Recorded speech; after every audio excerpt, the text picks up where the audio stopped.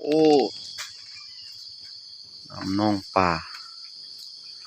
เนี่ยไก่ซิโลนตัวนี้นี่เลยโลนนะนี่ป่าอ่องแล้วก็ไผ่นี่โลนหมดก็จังได้โอ้มาเบิ่งก่อน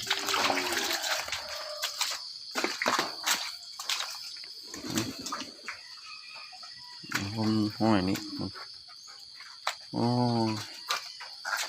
ตายเพียงหน้าบ้านพอดีเบิ่งของหน้าบ้านก่อน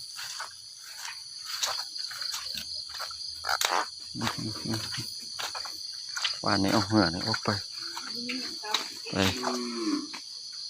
โอ้โหเต็มเลย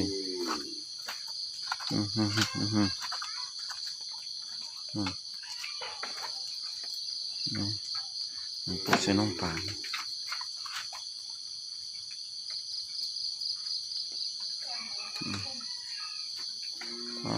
อย่างนั้นตัวข้างในนี้ยังอยู่สองก้อน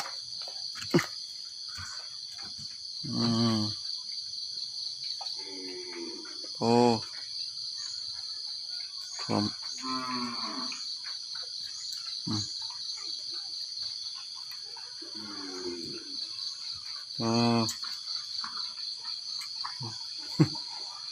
นกหัวไม่ใช่น้ำนกหัวก็มีน้ำ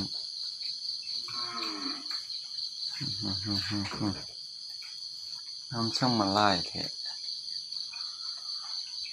มีวันที่31นี่31 กันยา 2025โอ้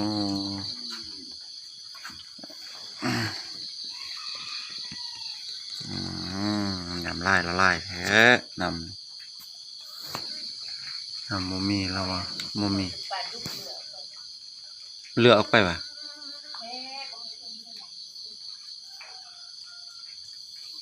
มันออกไปสิออกไปนอนกันมาโมเมนทีเลือกออกไปครับน่ะ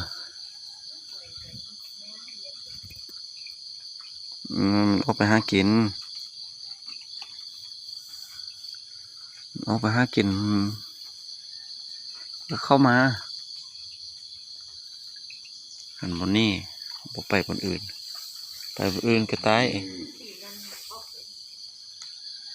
แล้วออกไปแล้วอย่ามันจะได้มัน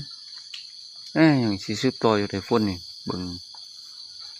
เมฆฟ้าเนี่ยนะเอาเดี๋ยวไปทมซ้ำนั้นท่านมา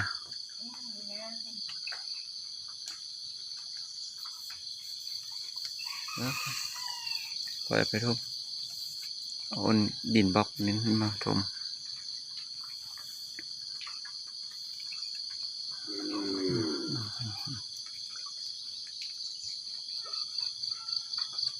ทมตัวหานี่เนี่ยมันโตยังไงเห็นไหม